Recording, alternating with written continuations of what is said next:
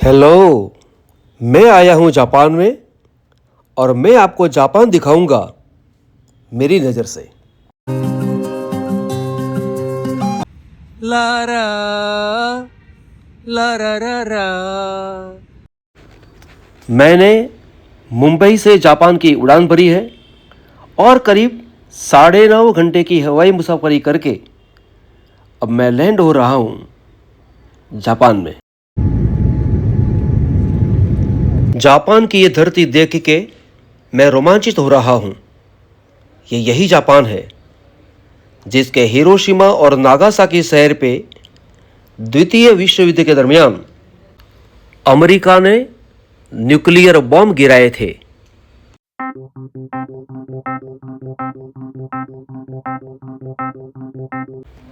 पहले मुझे ऐसा था कि हमारा प्लेन टोक्यो में लैंड होगा, फिर मालूम पड़ा कि टोक्यो से करीब 78 किलोमीटर दूर नरीता एयरपोर्ट पे हमारा प्लेन लैंड हुआ। सुबह के करीब 7:30 बजे हमारा प्लेन लैंड हुआ। हमारा प्लेन जापानीज एयरलाइन ANA का था और ये है हमारे प्लेन का अंदर का भाग। आ गए हम जापान। ये है जापान का एयरपोर्ट। इंटरनेशनल सर्विस है, इसलिए यहाँ कड़क चेकिंग होती है। हमें एक फॉर्म साइन करके देना पड़ता है जिसमें बताना पड़ता है कि हमें जापान में आने के लिए रिफ्यूज़ किया गया नहीं है, हमारे ऊपर कोई क्राइम हिस्ट्री नहीं है, हमारे पास तलवार, एक्सप्लोजिव, फायर आर्म्स ऐसा कुछ नहीं है, और बर्थ डेट, प्लेन का नंबर, कितने दिन रहने वाले हैं वो, और यहाँ से हम किस होटल में जाने वाले हैं वो फॉर्म में भर के दिखाना पड़ता है। चेकिंग के दरमियान हुआ ये कि सिक्योरिटी वालों का एक कुत्ता हमारी एक बैग के पास आके खड़ा हो गया और हमें कहा गया कि ये बैग लेके आप बाजू में आ जाइए, हमें चेक करना है। हम तो घबरा गए। वो सामने B2 टेबल दिखता है ना, वहाँ ले गए। हमारी ये बैग में हमने इंडियन वेजिटेबल फूड रखा था और उसकी स्मेल उस कुत्ते को आ गई। उन्होंने हमारी बैग खोल के चेक की। मैंने बताया कि ये इंडियन वेजिटेबल फूड है, यहाँ नॉनवेज मिलता है, हम नॉनवेज खाते नहीं हैं, इसलिए हमने ये खाना लिया है। उनको संतोष हुआ हमारी बात से और फिर बैग बंद करके हमको वापस दी और फिर कहा कि आप जा सकते हैं। लेकिन थोड़ी देर तो घबराहट ज़रूर हो गई थी। और ऐसा चेकिंग 2 बार हुआ था, एक बैग का और एक हैंड बैग का।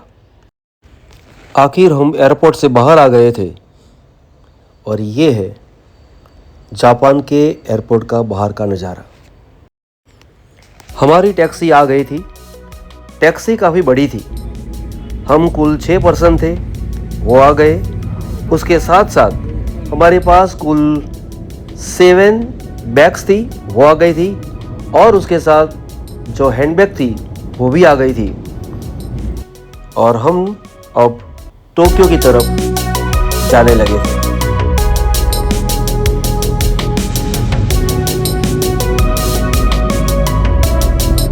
कहने की ज़रूरत नहीं है कि रास्ते सुंदर थे और स्मूथ थे। टेक्नोलॉजी से भरे इस देश में आना यही हमारे लिए आनंद की बात थी। ये है हमारी होटल जिसका नाम है सेंचुरियन होटल ग्रैंड। हेलो, कैसा है आप? मैं आ गया हूँ जापान में और अभी मैं ठहरा हूँ टोक्यो शहर के अंदर, और जिस गली के अंदर हमारी होटल है उस गली के अंदर मैं आया हूँ और मैं आपको ये गली दिखाता हूँ। मैं आपको पूरा जापान दिखाने वाला हूँ। करीब 14 दिन हम जापान में रहने वाले हैं और 14 दिन का जो भी प्रवास है वो मैं आपको दिखाऊंगा।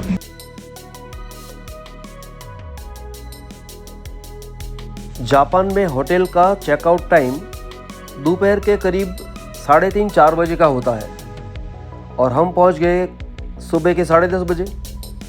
इसलिए सामान्य रूप से यहाँ ऐसा किया जाता है कि आपका सामान होटल वाले रिसेप्शन हॉल में पैकिंग करके रखते हैं और हमें तुरंत ही घूमने के लिए निकल जाना पड़ता है, नहीं तो वो दिन हमारा बेकार जाएगा। इसलिए आपको यहाँ अगर आना है तो पूरे दिन की प्लानिंग करके आना पड़ेगा। हमने हमारी टूर खुद मैनेज की थी, किसी टूरिज्म के द्वारा नहीं आए थे और हम अगर आना चाहते हैं खुद तो पूरा चेकिंग करके पूरी तपास करके यहाँ आ सकते हैं। इससे हमारा खर्च बहुत कुछ बच सकता है। यहाँ के रास्ते ब्यूटीफुल है ऐसा कहने की ज़रूरत नहीं है, क्योंकि यहाँ के रास्ते ब्यूटीफुल होते हैं। बिल्डिंग्स भी बहुत अच्छी होती है। जिस फुटपाथ के ऊपर मैं चल रहा हूँ वो भी बहुत अच्छा है।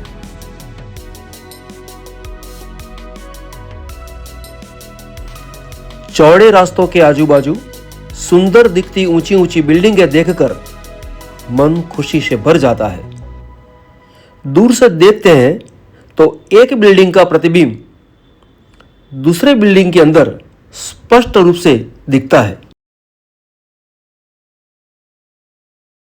आपने शायद एक फिल्म देखी होगी जिसका नाम था लव इन टोक्यो, जिसका एक बहुत ही फेमस गाना था कि लारा लारा रा रा रो रो रो रो रो ला ला ला ला ला रा रे रे रे ले रे ला ला रा ला ले रा रा रा रो रो रू रा रा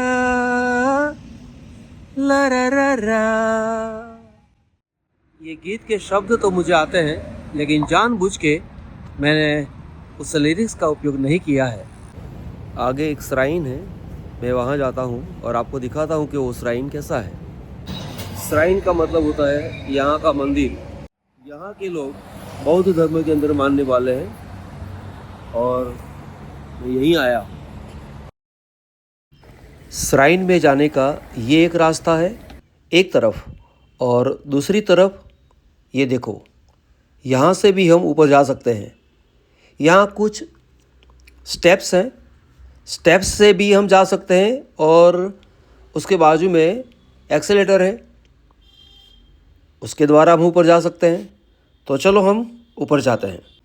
ये श्राइन में कोई मूर्ति नहीं है, एक स्थान है जहाँ लोग आते हैं और नमन करते हैं, 2 हाथों से ताली बजाते हैं, फिर नमन करते हैं और कुछ सिक्के दान पेटी के अंदर जमा करते हैं।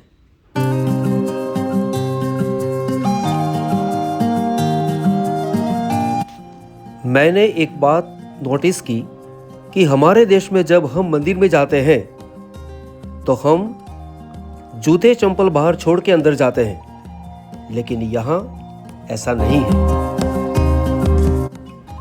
मुझे ऐसा लगा कि यहाँ परंपरागत कोई शादी हो रही है।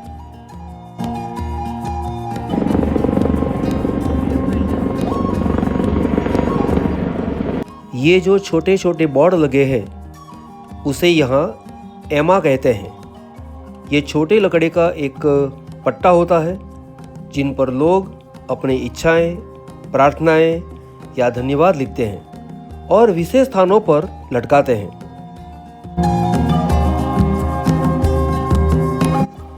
यहाँ के मंदिर 2 मंजिला दिखते हैं, लेकिन इसके नीचे 4 या 5 मंजिलें होती हैं।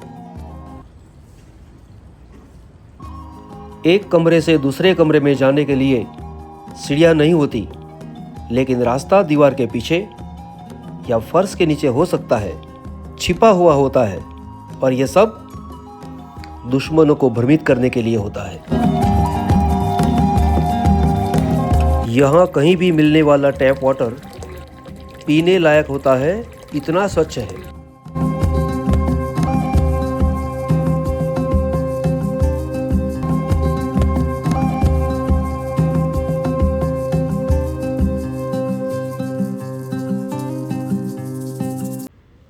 मंदिर के बाजू में बिठाई गई ये मूर्ति पहली नज़र से मुझे हनुमान जी की लगी, लेकिन ये यहाँ की मान्यताओं के अनुसार मासारू सान नाम के पवित्र बंदर की है। मासारू सान का अर्थ है बुराइयों को दूर करने वाला। ये एक योद्धा की मूर्ति है जिन्हें नियो कहा जाता है और माना जाता है कि ये बौद्ध धर्म के रक्षक है।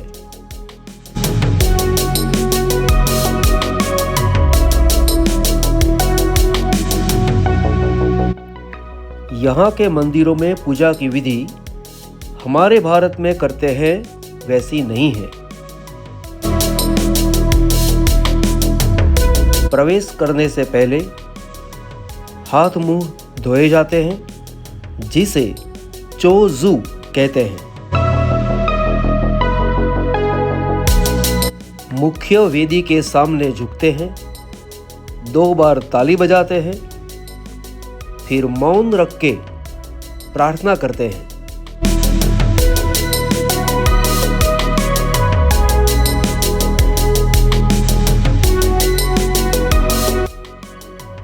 कुछ लोग अगरबत्ती या मोमबत्तियां जलाते हैं।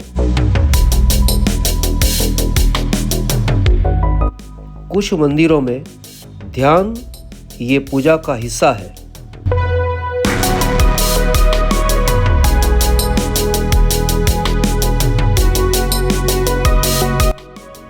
चेरी ब्लॉसम सीजन के कारण एक छोटा सा फूल इस पेड़ के ऊपर लगा है।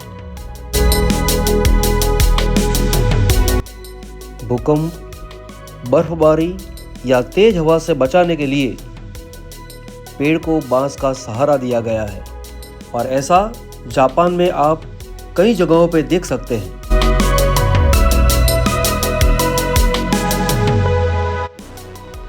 अब मैं मंदिर में दर्शन करके नीचे आए हुए रास्ते पर जा रहा हूँ और आप देखिए कि ये बिल्डिंगें कितनी सुंदर दिखती है। मंदिर हाइट पे है, बिल्डिंग के रास्ते कुछ नीचे है। मैं एक्सीलेटर से नीचे उतर रहा हूँ और इसलिए इसका जो व्यू है वो इतना सुंदर आता है। आप देखिए दूसरे बिल्डिंग के प्रतिबिंब इस बिल्डिंग के अंदर दिखते हैं।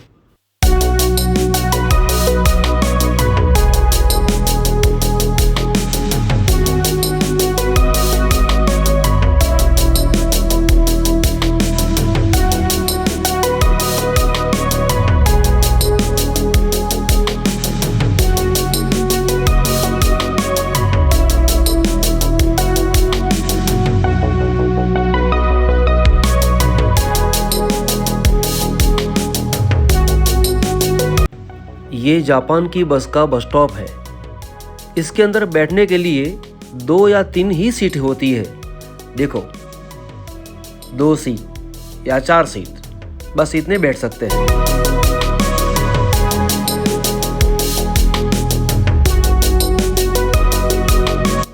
मुझे ऐसा लगा कि मैं एक छोटे बच्चे की तरह हूँ।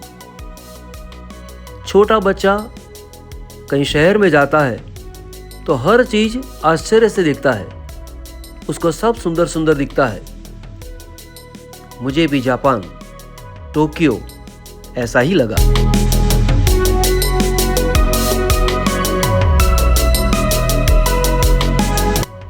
मैं हर वक्त ऊंचे ऊंचे बिल्डिंगों की तरफ देखता रहता था।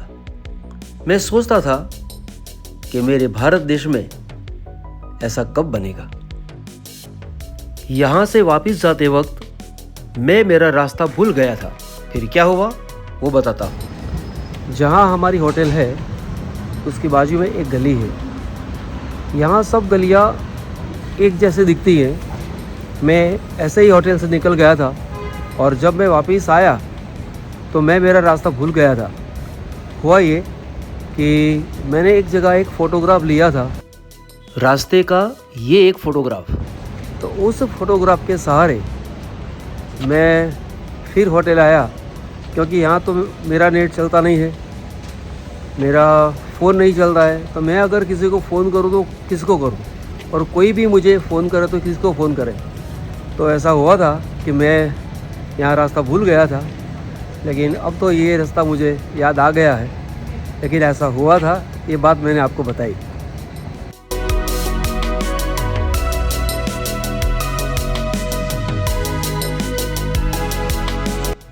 तो यहाँ मुझे ये कहना है कि किसी भी अनजान जगह पे जाओ तो जाते जाते आजू बाजू के फ़ोटोग्राफ्स लेते चलो। मैंने खींचा हुआ वो फ़ोटोग्राफ ऐसा था कि वो मेरे माइंड में था, और मैंने सोचा कि जिस जगह से मैं आया हूँ वहीं से मैंने एक फ़ोटोग्राफ लिया है, तो वो जगह कौन सी है। तो सबसे पहले वो जगह मैंने ढूंढ निकाली, क्योंकि रास्ते सब एक जैसे दिखते थे। थोड़ी देर तो मैं घबरा गया था। यहाँ के लोग जापानीज़ भाषा के सिवाय कुछ लगभग समझते ही नहीं है। अगर हम थोड़ी अंग्रेजी बोले तो अंग्रेजी को समझने वाले शायद ही कोई मिलेगा। तो हम पूछे तो किसको पूछे। तो यह घबराहट तो मेरे मन में हो गई थी, लेकिन वो एक फ़ोटोग्राफ मुझे होटल तक ले आया। अब हम जा रहे हैं शिंजुकू। टोक्यो की ये एक फेमस जगह है, और वहाँ क्या नज़ारा है वो मैं आपको दिखाने वाला हूँ। तो चलो शिंजुकू। हेलो, कैसे हो। शिंजुकू को देखने का अच्छा समय रात का ही है। रात का वहाँ का नज़ारा बहुत ही खूबसूरत, बहुत ही अच्छा होता है।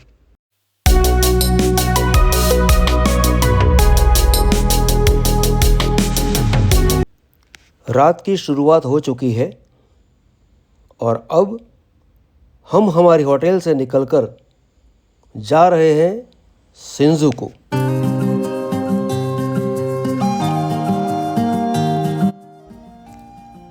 यहाँ का रात का नज़ारा दिन के मुकाबले बिल्कुल ही अलग है।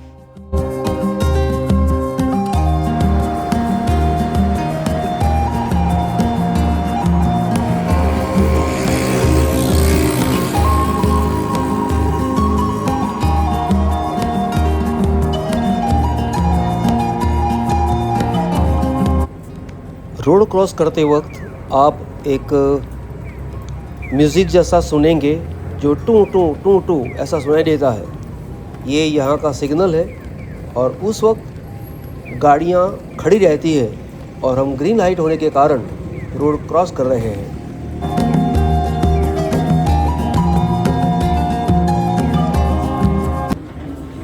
मैं आज पहली बार जापान की मेट्रो ट्रेन में जाने वाला हूँ।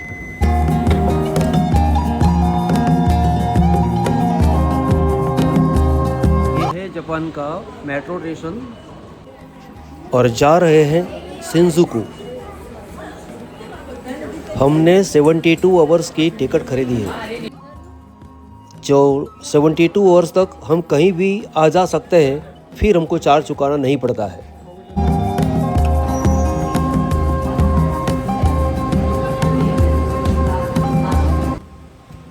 हम सभी ने पहली बार जापान का मेट्रो स्टेशन देखा है और मेट्रो ट्रेन देखी है, और मेट्रो ट्रेन में जाने का ज़िंदगी का पहला अनुभव आज हम करने वाले हैं।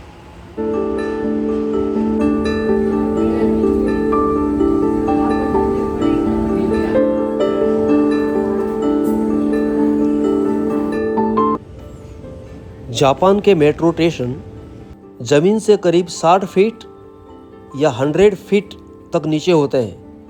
कोई जगह 140 फीट जितना नीचे भी होता है।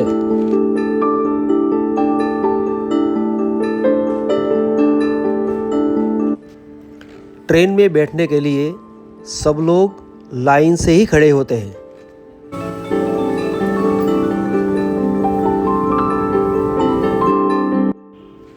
ट्रेन में ज़्यादातर लोग अपने मोबाइल में ही लगे रहते हैं।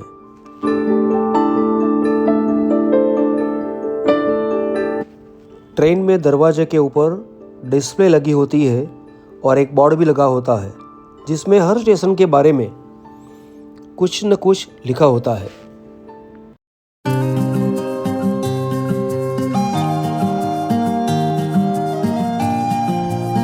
ट्रेन लेफ्ट और राइट दोनों तरफ आ सकती है। जब तक ट्रेन नहीं आती है तब तक लॉक सिस्टम होती है, जिसके कारण कोई पटरी से गिर नहीं जाता। मेट्रो स्टेशन से बाहर निकलने के वक्त एक सिस्टम आती है जिसमें एक तरफ से टिकट डालो और दूसरी तरफ से वो टिकट बाहर आ जाती है और वो टिकट लेके हम आगे निकल जाते हैं।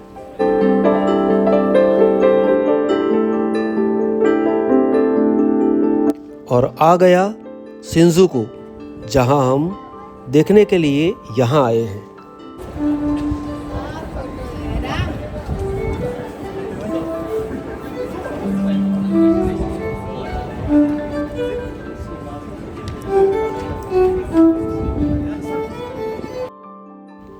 अब आपके मन में होगा कि शिंजुकू में ऐसा क्या है कि लोग यहाँ आते हैं, लेकिन मैं आपको बता दूं कि ये दुनिया का सबसे व्यस्त रेलवे स्टेशन है।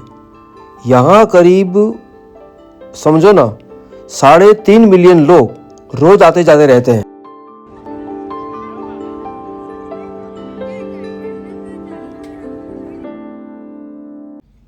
यहाँ बड़े बड़े डिपार्टमेंटल स्टोर्स, ऊंची ऊंची इमारतें, अनगिनत रेस्टोरेंट, परंपरागत स्टोर्स और आधुनिक शॉपिंग मॉल्स सब कुछ है। ये टोक्यो का प्रमुख रात्रि जीवन क्षेत्र है।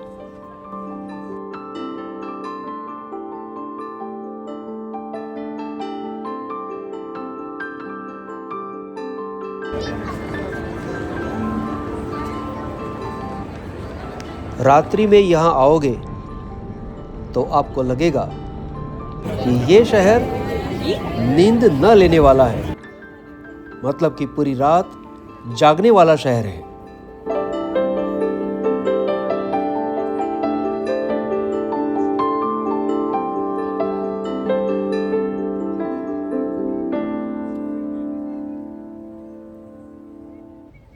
यहाँ टोक्यो मेट्रोपॉलिटन गवर्नमेंट बिल्डिंग है। उसकी ऊंचाई से शहर का शानदार दृश्य देखा जा सकता है।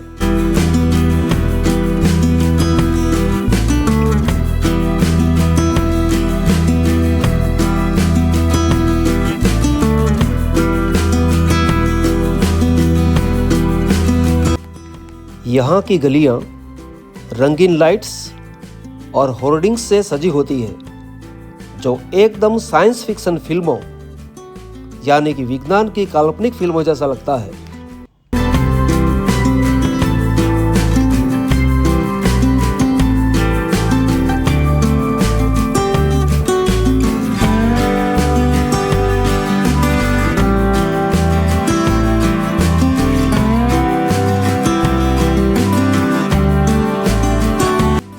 ये जगह टूरिस्ट फ्रेंडली जरूर है, पर कुछ में सावधानी भी बहुत जरूरी है।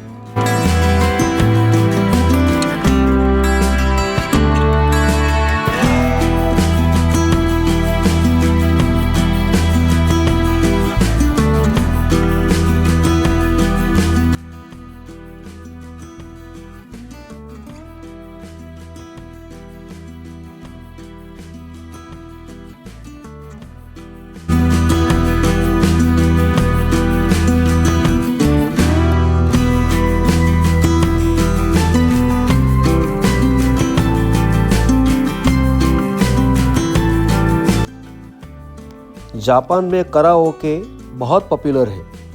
शिंजुकू में कई कराओके रूम्स हैं जहां आप अपने दोस्तों के साथ गा सकते हैं।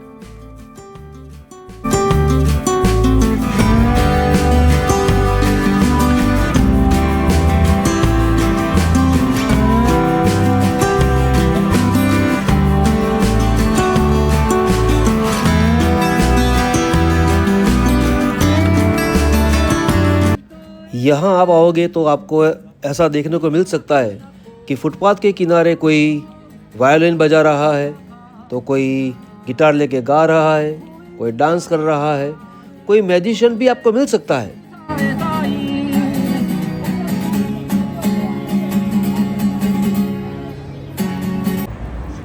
शिंजुको को टोक्यो का दिल कहा जाता है।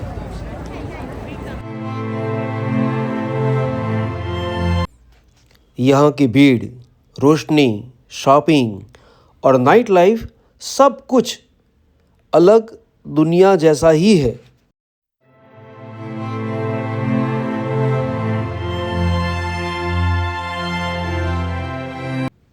नियॉन लाइट से चमकते बिल्डिंग्स, रास्ते पर फटाफट चलने वाले लोग, आप देखते ही रह जाओगे।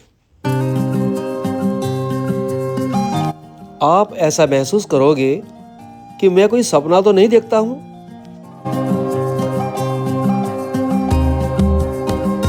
जिस दुनिया के बारे में हमने सिर्फ सुना है, वो हम खुली आंखों से देख रहे हैं। ऐसा कभी हमने देखा ही नहीं है, और जो देखा नहीं है वो जब हमको हमारी खुली आंखों से देखने को मिलता है तो हम आश्चर्य से चकित हो जाते हैं कि क्या दुनिया है।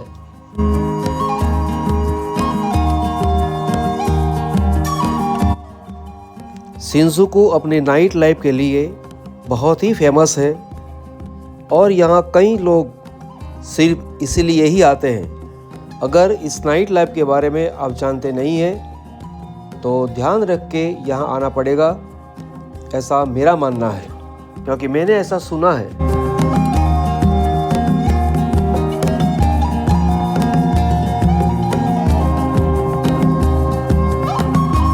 बहुत साल पहले एक फिल्म आई थी जिसका नाम था गॉडजिला, और ये गॉडजिला का स्टैच्यू है।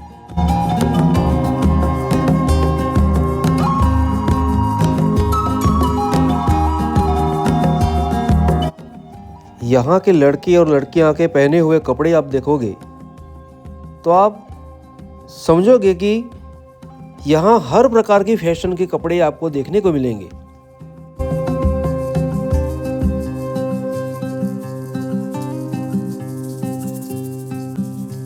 लड़के या लड़कियाँ ऐसे तैयार होके आते हैं जैसे हमको लगेगा कि ये दोनों कोई ब्यूटी पार्लर में जाके अभी आए हैं। सब तैयार होके आते हैं।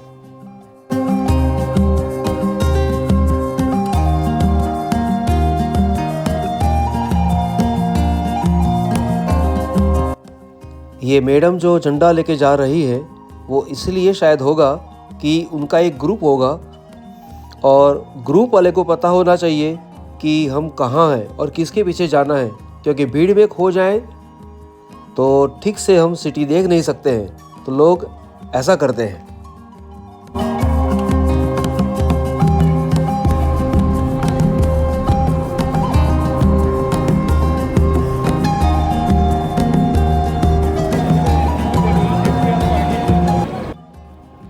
यहाँ गेमिंग जोन बहुत है। मैं आपको एक ऐसी शॉप में ले जाता हूँ जहाँ खिलौने मिलते हैं, और ये शायद 4 या 5 फ्लोर की शॉप है। मैं इसके अंदर गया और मैंने शूटिंग स्टार्ट किया।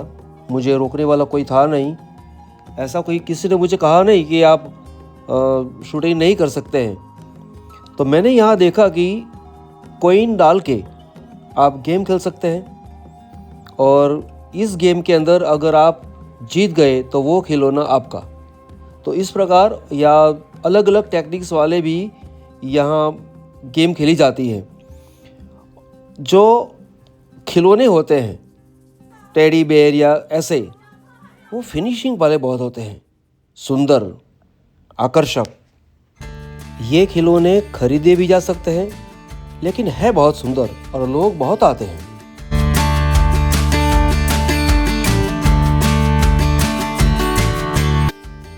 एक फ्लोर से दूसरे फ्लोर पे जाने के लिए सीढ़ियाँ चढ़नी नहीं पड़ती है, लेकिन एक्सेलेटर है। मैं लगभग सभी फ्लोर पे गया था और सभी फ्लोर के ऊपर सब जो खिलौने मिलते थे वो सब मैंने देखा, और सब खिलौने में आपको दिखा भी रहा हूँ।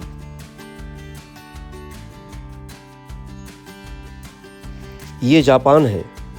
दुनिया भर में ये उनके इंफ्रास्ट्रक्चर, इलेक्ट्रॉनिक्स, मशीन वगैरह के लिए मशहूर है। यहाँ सभी प्रकार की आधुनिकता हमें देखने को मिलती है। ये जो स्टोर्स आप देख रहे हैं वो मेट्रो स्टेशन के अंदर है और अब हम जाने वाले हैं मेट्रो स्टेशन और वहीं से हम जाएंगे होटल। अगर आपको वीडियो अच्छा लगा है तो लाइक करना, शेयर करना, सब्सक्राइब ज़रूर करना। अगर कुछ अच्छा लगा है तो कमेंट में ज़रूर बताना। अगर कोई सुझाव है तो भी आप मुझे कमेंट में लिखना, मुझे बहुत अच्छा लगेगा। मैं इसकी राह देखता हूँ। मेरे जापान के प्रवास का ये पहला वीडियो है, लेकिन ये प्रवास के मेरे कई वीडियोज़ आने वाले हैं, इसलिए सभी वीडियोज़ की राह देखना। अगर चैनल को सब्सक्राइब नहीं किया है तो पहले कर देना, ताकि जब भी वीडियो आए आप तक पहले पहुंचेगा।